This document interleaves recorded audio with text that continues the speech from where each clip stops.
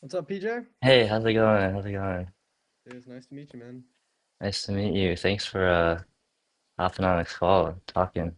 Totally, dude. Sorry I was late. Got stuck in something, but yeah. No worries, bro. I appreciate your time anyway. Yeah, of course you. Wait, so wait, what year are you at UMich? I'm a sophomore. Sophomore? Okay, cool. How you enjoying it, man? I like it. I actually like this is like my first semester here because I transferred Okay. from Wayne State. Okay, okay. Are you from Um Michigan then, I'm assuming? yeah. I know you're from Michigan too, right? Yeah. I'm from Yeah. Dex. Where are you from? Plymouth? Plymouth? Okay, I'm from Dexter. Um, like the west of Ann Arbor, 20 minutes, that sort of Yeah, thing. I've been there for like track and stuff. Okay, cool. Yeah, Yeah. yeah, yeah. Makes sense. That's That's dope, cool. man. You're local then. That's nice. Yeah, it's nice. I love coming back, that sort of thing. Yeah. And you Yeah. went to UMich too, right? Yeah, yeah, I was there for a few years. It was good, and yeah, you can't complain. What are you studying at Michigan? Computer engineering. Okay, cool. How Yeah, are you yeah. liking it? It's tough. It's definitely tough, but the classes are really interesting, so I've been liking it so far, yeah. Heck yeah, that's sick. And you're in you said it was V1? Yeah, have you heard of it? Yeah, I heard of that. I think it was like a year after I left or something it started, and I was like, this is so cool. Like, Yeah, it's pretty new. Like it's been around for like 3 years, but yeah, we're trying to like really build a bunch of like Umish builders, I guess, and trying to like build a startup community around at Umish. So it's dope, man. It's so yeah, it's cool to be a part of for sure. yeah, totally. Are there a lot of people like in that space, like building cool stuff at Michigan I right now? think there's I think like there's a lot. It's hard to find like people, but ever since like V1, I really met like a whole bunch of builders that are interested in entrepreneurship and stuff. So I think there's a whole bunch, you know. Um, Yeah, for sure, dude. For sure. Yeah, heck yeah. Like, let me know how you want to operate this. Like, I'm happy to be recorded or whatever. Like, if you okay, call sweet. me LinkedIn, like, Yeah, I'm pretty chill. Um, and yeah, I saw through those questions you texted, and like, yeah, honestly, open book. So feel free to shoot yeah. me. Okay, sweet. Yeah. My thought process was just we could have like a chill little conversation. I had a couple questions that I got from people and that I thought of that I want to like pick your brain on and share.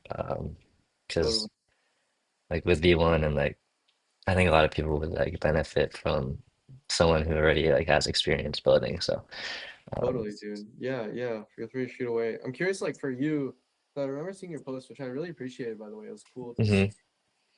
Like, you have background in making videos and that sort of thing, or an interest there, right? I've been recently like really trying to commit myself to like making more like I'm really into film and I really like storytelling and I've been trying to commit myself more to that. Um, I used to have like a YouTube channel like when I was younger, Yeah, just for fun, but now I'm like this is something I like really want to do in startups too. Like a lot of I think growth in yeah, startups was kind of up my alley because like along with like the storytelling aspect of it.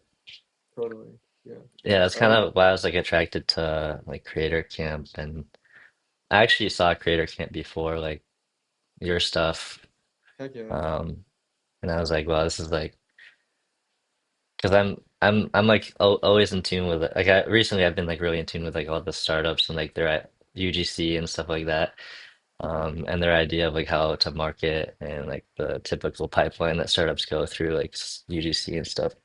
And I thought that like Creator Camp really stood out because it didn't follow the typical like then again it is different. It's like a creative company, but in my eyes, like it didn't follow the typical like startup marketing techniques that, you know, I'm so like sick of now. Totally. Yeah, it's Yeah. interesting 'cause I'm not as like in tune with like the UGC world or that sort of thing. I'm still Yeah. trying to really pioneer that space, but like even earlier today, I got off a call with someone, and he's like, "Yeah, I spend like $20,000 a month, and I get like 5,000 videos or something." Yeah. Like I'm like, "Holy shit!" Like I can't even comprehend that scale, you know? And like it objectively like makes sense, I guess. Like your pattern, you're searching for like a Right. way out, and you find a winning like test, and then you use that, and it's like, okay, that kind of makes sense. Like I understand why it's a thing. Um, but yeah, it's just like crazy because now we're seeing, and the reason why they came to us is because a lot of folks are seeing either like those assets not working as paid ads, or like people don't realize that like you're damaging your brand by doing that. Yeah. Like you're letting anyone dilute your brand, and like Mhm. I don't know, a lot of folks that are running these startups are coming to us and be like, hey, like, you know, in a year from now, or like it's been a year and our retention's falling off and like we're still having to stay on this hamster wheel. And I'm like, okay, that's because you're not like building a community or a brand that like cares, you know? And so like it's been really interesting seeing that evolve. Like um and a lot of folks in that space now realizing like, yo, I gotta like make meaningful stuff. Mhm. And Mhm. that shift happened. It's been really cool. Um but I feel like it always self corrects, you know, like it always kind of goes, it'll eventually come back to the mean. And Yeah. yeah, it's cool, man. Yeah, so I mean I saw that you like I'm not too familiar with like your Mhm. YouTube stuff and like your solo stuff that you've done before, like Creator Camp. You know, I watched a couple videos. I thought they were super sick. Um, but I guess how much of that would you attribute to like the success of Creator Camp or like, building a community? Yeah. I mean, like, so I started on TikTok. Like, Hmm. this was back when like everyone was just doing like TikTok trends. It was like 7-second videos, and I'd seen like spoken word videos from this artist Montel Fish, and so I was like, oh, this makes me feel something. And I had like a little account. It was like it had like 50,000 followers of me just like making memes and like jokes. And like I remember the last video on that page was like this 1 minute long video edited in like Sony Vegas cracked, and it was just like a spoken word piece about reasons to keep going, like just a Hmm. really positive like hope core video. And it did really well. And like what I noticed is like it really had a profound impact on people. Like you're scrolling, and then all of a sudden you see this like slow long ass video, and you're like, okay, like this is interesting. And so I like immediately shut down that account, started a new account, and just did that for a while. And what I realized is like when you put more of your genuine self out there and you talk about things that actually matter, like people attach themselves to it. And so like we did a fundraiser, we built a school, we raised $30,000 for that in a few months, which was really cool because it was like all these kids from around the world like donating $5, $10. And that really gave me an understanding of like, okay, like you can make the joke funny content and get the viral spike, but like it's just a hamster wheel. Like no one's gonna care about you. Yeah. You care about what you have to say. And so like I went through that progression of that into like the meaningful stuff. And then basically from there, that was like my freshman year of college, I guess. Like so I was in Michigan, it was during COVID. And it's kind of just like honestly like depressing being on campus and like just Hmm. being able to do anything. So I went back home, and then I took a gap year, and that was sort of when I'd been running a clothing brand at my parents' house, was doing well, and I decided to take a gap year to just give myself time to like focus. I think COVID was a good excuse for me to like leave school for a bit. And that's when I like noticed this like group of creators online that were making really meaningful stuff. And this was sort of the time where like the word creator economy was like born essentially.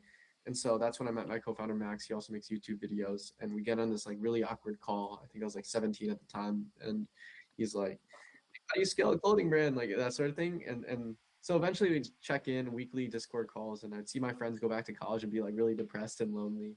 But that gave us the idea of like, let's just save up to get this Airbnb. And so we did this little event in Montana for a month. I convinced my parents to let me drive all the way across the country.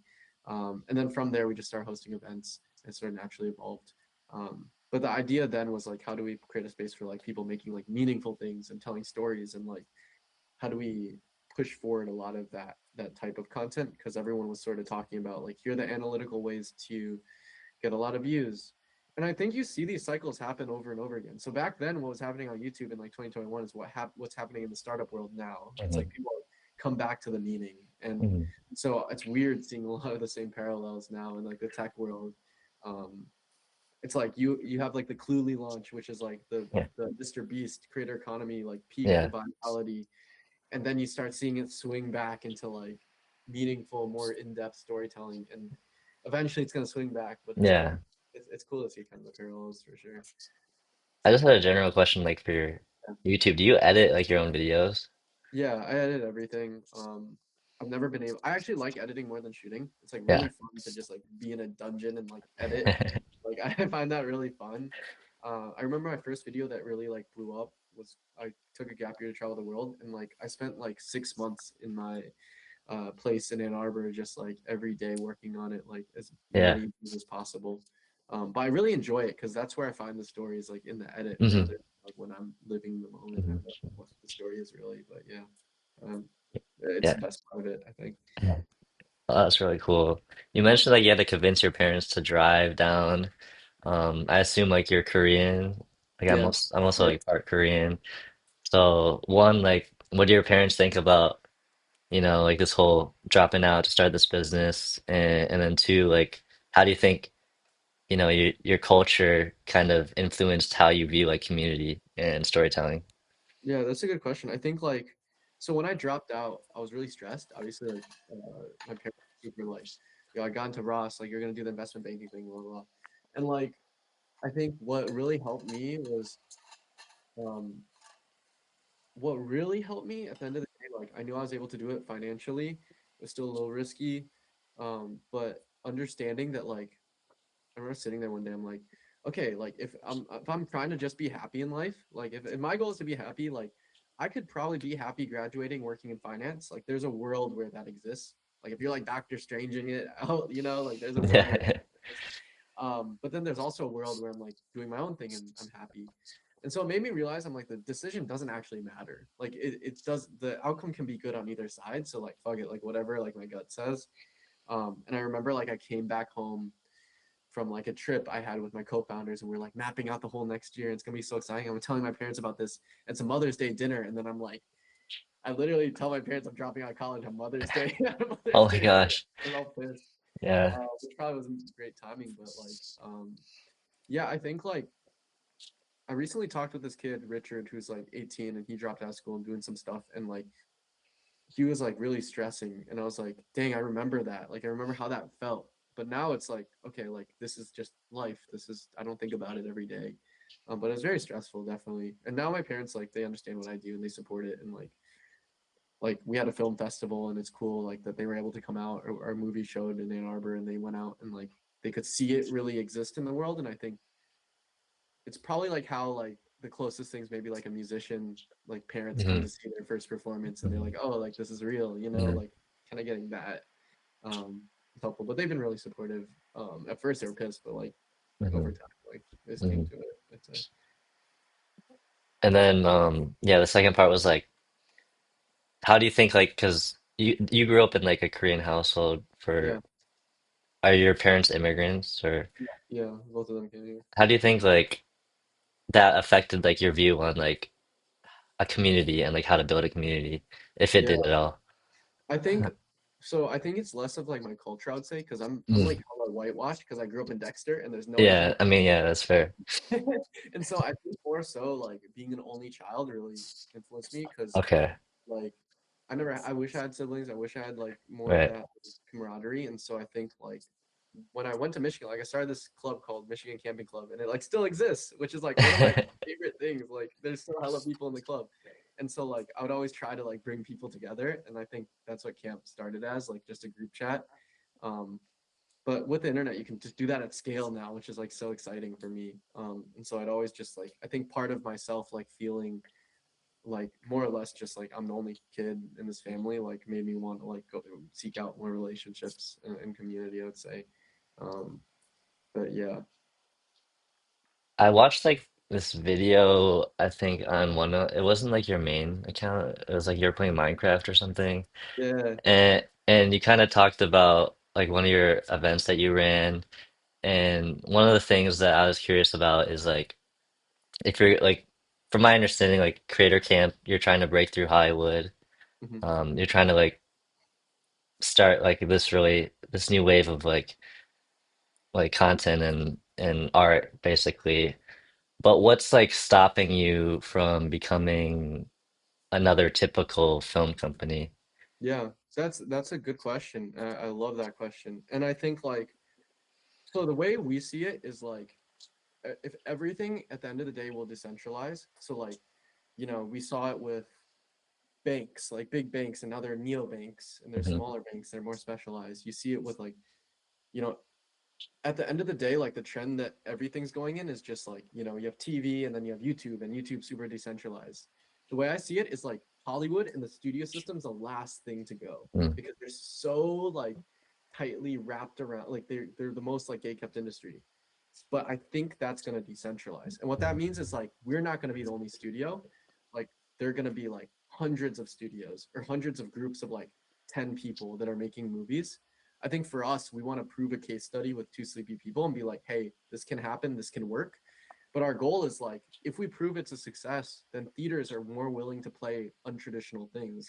Then the next small studio that comes along can have a better chance. And so I think it's like how we view ourselves is it's the different in the way we do it, and also that we're hopefully just the first of like many that come down. You can always already see it, like a lot of creators online, like this creator Jonah Feingold, like made a film. It's in a bunch of theaters, and he's like a small team, and so like Markiplier had his movie. Like that's a different because he's like huge, you know. But Yeah. like you're seeing it start to happen, and I don't think we're gonna be the only ones that like capture that upside. But we're just trying to create a case study so that people coming down the pipeline can learn from it as well.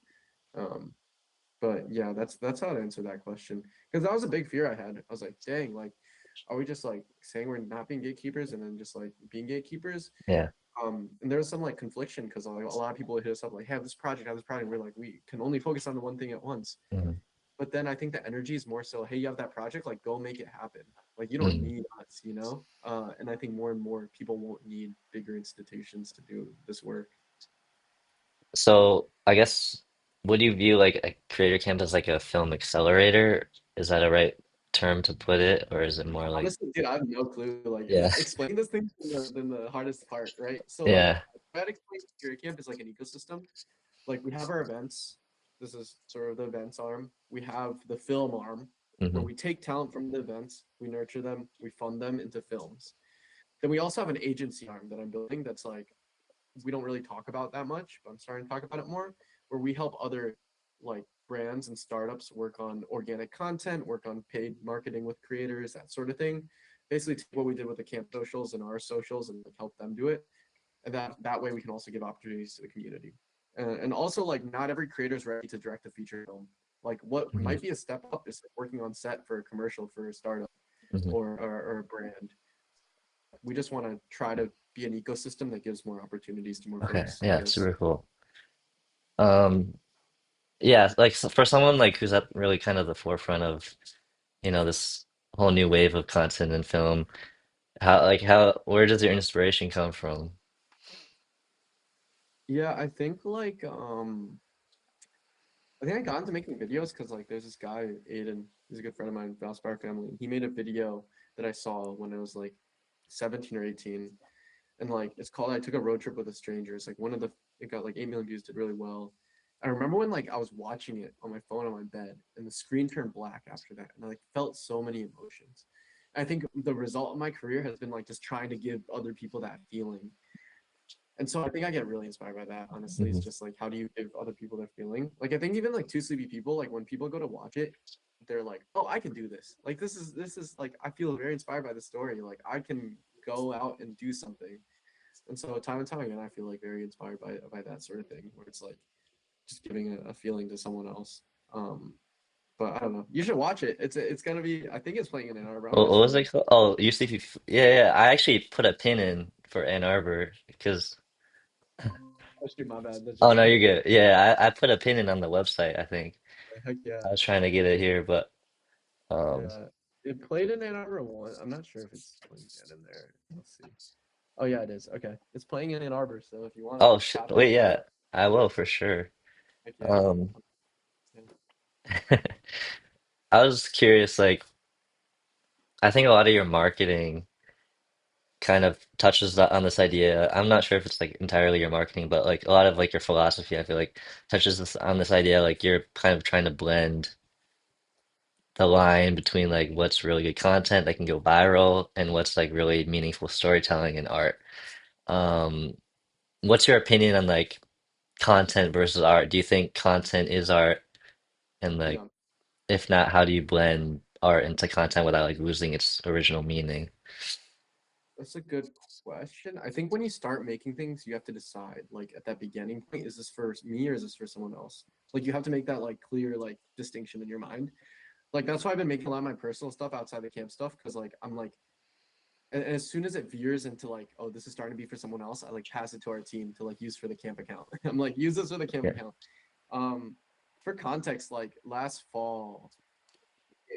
had like 20,000 followers on the camp account, and we've been doing this for years, and everything looked like so pretty, and I was kind of like, yo, screw this, like we need to grow. And so that's what kind of like led us on this journey of like how do we play the game. So for us, like all the stuff we put out is like playing the game more so, but in a way where it gives people value. Um, but I would say like honestly, like at the end of the day, the camp stuff it is playing the game. It's just like the difference is in how it's done, like the craft. Like people really care about when they can tell something like was there was a lot of effort put into something, Mhm. and I think people more and more care about that because like because of AI and like understanding that a human being like really put Right. their soul into something. So a lot of the camp videos, like I would say they're still playing the game, but what differentiates them is like you can tell there's like really a lot of effort put into them, and people like really resonated with that. But that was more so like trying to get better at storytelling, where it's like on the surface, it's like, oh, the story's like these kids are trying to sell tickets to their movie, but then like the underlying narrative is like, yo, these are a group of 20-year-olds that are in an old school building trying to change this industry. And I like that's the story we wanted to tell. Mhm. And so it was more exercise in that. But I think for like all intents and purposes, I'd say the camp videos are more content than art leaning. Um, but yeah, I've been thinking a lot about that because like really this concept of like gravity on social is something interesting where there are probably some creators you really look up to that you really pay attention when they drop something versus like other people who are like playing the game and constantly. Yeah. So Yeah. there's a difference there, and understanding like how to build gravity is through like staying to your morals, like sticking to very high quality stuff, like never veering from that and creating new formats over time, versus just chasing the trend. And I think that's something that's just been imbued in our team's DNA of like since the YouTube days of like the YouTube new wave and putting out more meaningful stuff. I think like we always kind of want to like push new ideas into existence, and I think with that comes that level of gravity uh, from the internet, I guess. Okay.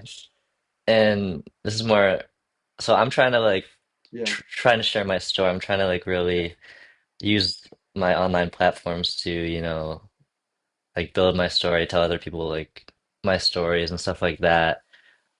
But I've been struggling recently, like where do I draw the line between, okay, this is like too personal and maybe I shouldn't be, posting about it online because of like how people will think about me.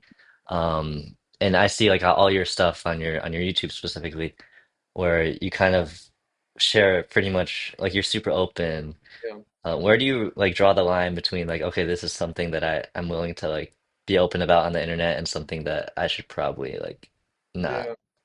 So like I was like really proud of being very open online for like years, like starting in 2020 till like 2023ish, and then it began to feel a little inauthentic.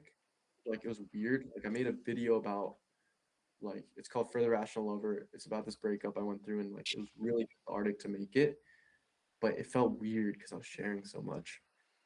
And I think like over time, like your values and like what you make, like they start here and then over time they just slowly separate, and you need some sort of reset to bring them back.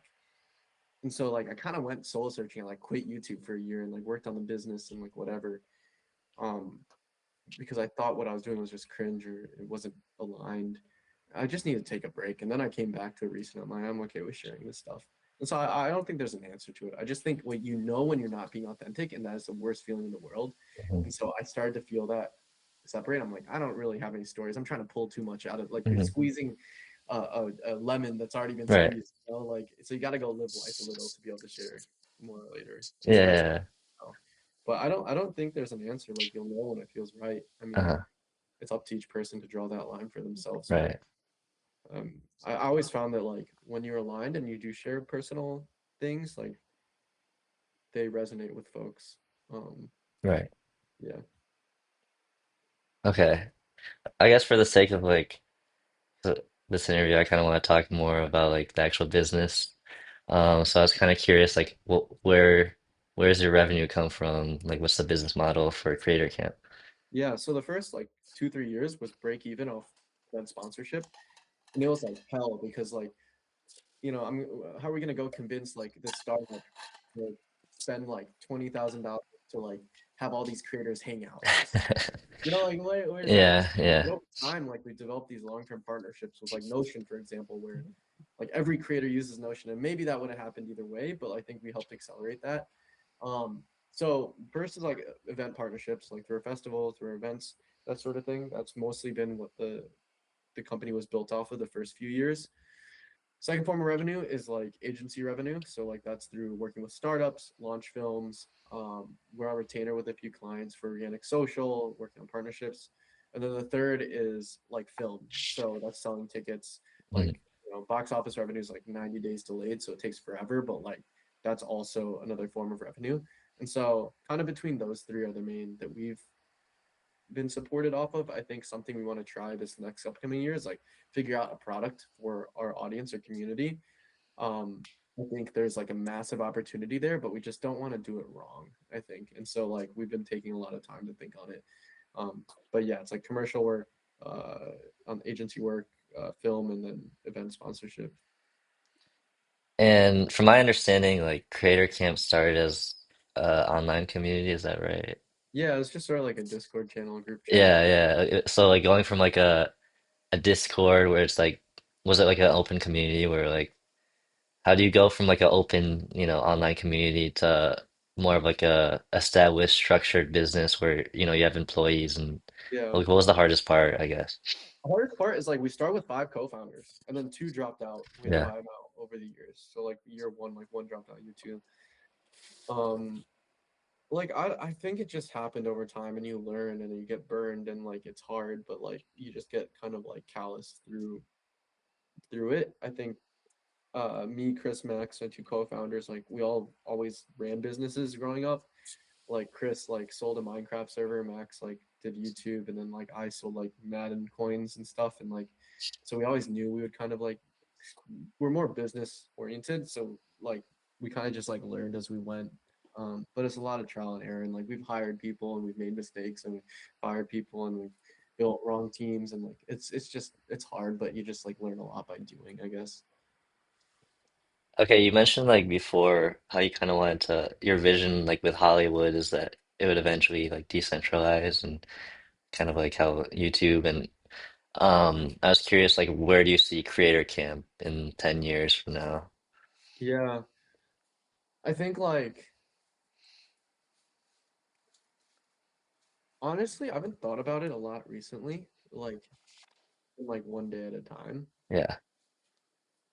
I think the one thing I think I care about that I want it to remain is like when you look at camp, it's like it's the best brand uh, that represents creative individuals that are like in their 20s doing something cool or making videos or like pushing the limits of what they want to do. And I think I want to remain that. Whatever it takes, I think that is the most important thing. Yeah. Because like it's the hardest thing to build a brand. Like you can do a product or you can do films, you can do all this, but like the reason why people love the A24 films is because of their A24 Yeah. movies. And like, there's a reason why people admire them. And like we want to be that aspirational brand for this next generation of artists. And I think as long as we maintain doing that, like the whole business thing could change. It could be something completely different, Mm-hmm. but as long as that branding is still sound, I I think I'm fine with whatever it ends up Mm-hmm. being. Okay. And then what's like the secret to going viral? Yeah. So what I think is like when something goes wide, it's because it hits a universal truth, or feeling in like the zeitgeist. So for example, like some people go outwards and they find that feeling and then they make a video about it, right? So for example, a video I did recently that went pretty wide was um, it feels like the era of nonchalance is like ending. It was like this feeling I had based on like what I was feeling from culture, and I made that and it went viral. Another way to to find a feeling that's like universally felt, a universal truth you could call it, is to go inward. So I did this video that was a road trip with five of my buddies. We went around all these states. We did this month-long video road trip, and that went super viral. I got like 10 million views. I wasn't thinking about what the world thought. I just like went deep inside and found a universal truth that I felt and then shared that, and everyone else actually shared that as well. So it's one or the other. Some people go very internal. I go internal right now because I'm not trying to make I'm not trying to go viral right now. I'm not trying to get a lot of views. I'm trying to like really just make art and make things that I like. So I'm just always searching internal. But I'd say it's one of those. It's like you have to find a universal truth that like a wide amount of people feel. So for example, with the creator camp stuff, it's like if Hollywood's broken, why are we starting a film company? Everyone feels that Hollywood's broken. They know that it doesn't make money, so why are we building a film company? That's like really interesting for a lot of people.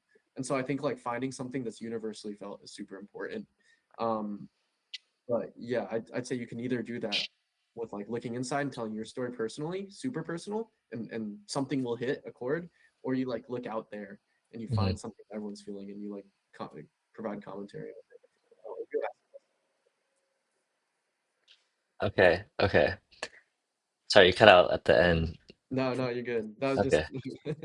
that's, Um, yeah, I'll ask a couple more, just like a few more. I don't want to take out too much time, but no, no, I appreciate it.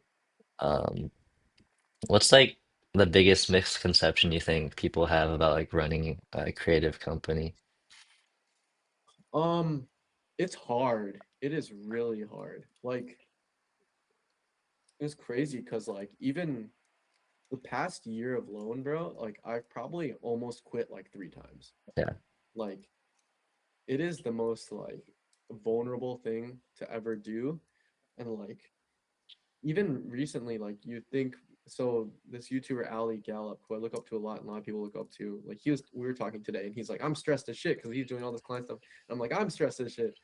And like it is very difficult. And I don't think like you can look at the camp stuff and be like, this looks amazing, but the amount of like not to sound dramatic, but like suffering from everyone and dedication and sacrifice that goes into it is like an insane level. And so I hmm think like people don't really understand that. And I'd always hear this stuff growing up from like entrepreneurs or whatever, but like it is insane. And so like that's something that people get wrong, I think, especially when you're running a creative company because it's all like really pretty visuals and like very artistic. yeah. But the it's like it's there's a lot of sacrifice that needs to be made. Okay. I have a personal question. You don't have to answer if you don't Yeah, want yeah, to, yeah. but are you in a relationship right now? I'm not. No. Okay. Yeah. I'd say Um, yeah. I haven't been in a relationship in a minute, but I don't think I could be at this point because yeah, I was gonna say like without like all the, is it like how many hours would you say like you put in to creator camp or like in general like your yeah, film stuff a week? it's a lot. It's just like every hour. Like you're just always on. Like I have a lot of friends down here too, and they're all like locked in on their videos and stuff, You and know, it's absurd because like you just the only time you'll hang out with people is when you're like, yo, let's go work somewhere. But yeah, I'm trying to like we're doing an artist retreat in February, and so trying to get offline a little bit. But yeah, you're always on do you think for sure. most of your friends are like through like creator camp and like your film stuff? Yeah, most of them. I think I'm very lucky where I have like really good friends from back home in Michigan, Hmm. and they're still in Michigan. And I've like learned to like really cherish that more because the more I meet people in the space, it's like they don't have that grounding force from back home. And so like that is really special to me. That's probably the most important thing in my life right now is like my friends back home because they like are people I've known for my whole life. They don't understand any of this shit I'm doing. They don't care Yeah. about it. You know, it's like really nice to spend time with them. But besides that, like most everyone I know is through the internet or like creatives at work. Okay, sweet. I think that's all I had for you. I really appreciate. I mean, Yeah, I think we totally, hit man. a lot of really good stuff. Totally. What are your like goals that you're thinking working towards now? Like, Man, that's a for I think there's a big thing like at least within like the community I'm in, like V1 and the whole startup thing is like, okay, you want to like really build something, you want to drop out of school, you gotta do the hard thing. But I think my main goal for like myself, um, I've been making like film stuff for like a year, like not a long time at all. I wouldn't even say it's like it was more just a lot of short form. I did some like music videos on the side for like musician. I want to just make like a lot more meaningful stuff. Like I'm inspired by you and like your YouTube videos. Instead of like really chase, because I ran like marketing for a startup last year, and I mhm. realized that was like this is kind of unfulfilling because I feel like I'm just chasing numbers, and I just want to, I think I could create meaningful growth through my own like avenues, even through Yeah, startups that aren't necessarily just about, going viral and making content. yeah. You're thinking about it right, man. I mean, like I'm working with this guy at the startup Wabi, and his name's Dan, and he brought me in, jumped in. And like he like ran growth for a lot of these companies, like AI companies when they first came out, like did millions of dollars in revenue and like whatever. But what he's trying to do with this now, he's like, yeah, that shit was like so unfulfilling. Like I'm trying to do something meaningful now. But it's like hard because it's like it's such a balance between both because you need growth, you need storytelling, you need meaningful content, you need all. And like I don't think anyone's ever gonna figure that out. But it's like Yeah, good to recognize that because like I mean a lot of people who have just like we're just grinding like UGC and just like spending a lot of money there and like they're gonna fall off tomorrow, right? And it's yeah. like I don't know, it seems like not the move. But I mean for some people it works out, so yeah, can't Yeah. change. Another thing for me is like I'm also like a computer engineering student. Hmm. So like I could definitely like I work as a software engineer too, so I could definitely go the safe route and pursue like SWE um and I do enjoy it to a certain degree. It's just the level of impact is not the same as like working in a startup, and that's kind of been like an internal dilemma of, oh, should I chase like, becoming a computer engineer for the rest of my life, or software engineer, or should I, work in these startups, run growth, and Yeah, uh a lot more risky, obviously, a lot more work too. yeah. Um, but yeah, that's what I've been, contemplating over the last year or so.